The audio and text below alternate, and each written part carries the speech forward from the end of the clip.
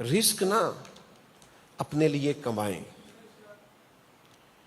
میں الحمدللہ خانقاہ میں رہنے والا آدمی ہوں، عجیب بات آپ سے کرنے لگا ہوں، آپ اپنے لیے کچھ نہ کچھ جمع بھی کر کے رکھیں، بوقت ضرورت دوسروں کا گلہ نہ کریں کہ فلاں کے پاس بڑے پیسے ہیں تو میں نے مانگے ہیں تو اس نے دیے نہیں۔ کیوں دے؟ آپ کو پابندی ہے کوئی؟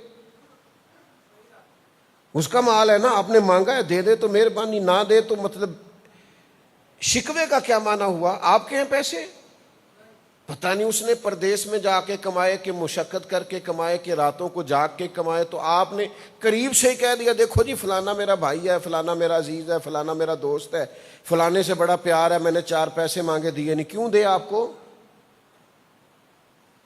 آپ اپنے لیے محنت کریں، اپنے لیے جدوجہد کریں، رب بڑا کریم ہے، وہ سبھی کو عطا کرتا ہے، کسی کی محنت اللہ ضائع نہیں فرماتا۔ ہم کوشش کرتے نہیں، ساری زندگی گلہ ہی کرتے رہتے، فلانے کے پاس بڑا مال ہے تو میرا خیال ہے وہ صبح سے شام تک سویا کرتا تھا اور رات ساری وہ موبائل دیکھتا تھا، تو پیسے خود بخود اس کے گھر چل کے آ گئے ہوں گے، ایسا ہی ہوا ہے میرا خیال ہے۔ اس نے محنت کی ہے اور آپ نے خالی تقاضا کیا ہے۔ تو یہ انداز فکر بدلیے۔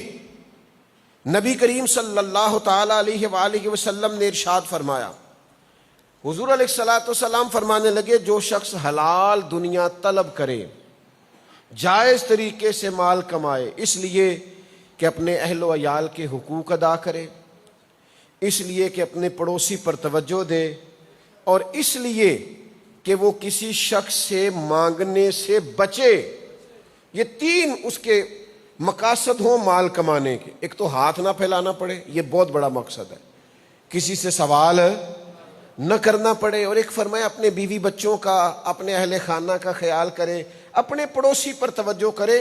اس مقصد کے لیے جو آدمی رزق حلال کمائے گا، اللہ کے حبیب علیہ السلام فرماتے ہیں قیامت کے دن جب وہ آئے گا تو اس کا چہرہ 14ویں کے چاند کی طرح چمک رہا ہوگا۔ یہ رزق حلال کمانے والے کی فضیلت ہے، جو ہاتھ نہیں پھیلانا چاہتا، جو اپنے بچوں کو کسی اور کا دست نگر نہیں کرنا چاہتا، کریم فرماتے ہیں 14ویں رات کی طرح چہرہ چمکے گا۔ تو میرے بھائی محنت کریں، جدوجہد کریں۔ آپ کو پتہ ہے جب ایک صحابی نے عرض کیا تھا کہ یا رسول اللہ صلی اللہ علیہ وسلم، میرا دل کرتا ہے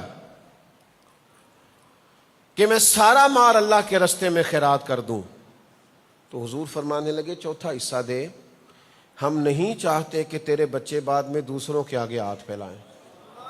تو حضور نے تو خود گویا اسے تلقین فرمائی کہ اپنے بچوں کے لیے کچھ سنبھال کے رکھ، کچھ تیرے پاس ہونا چاہیے جس سے تیری اولاد نفع اٹھائے۔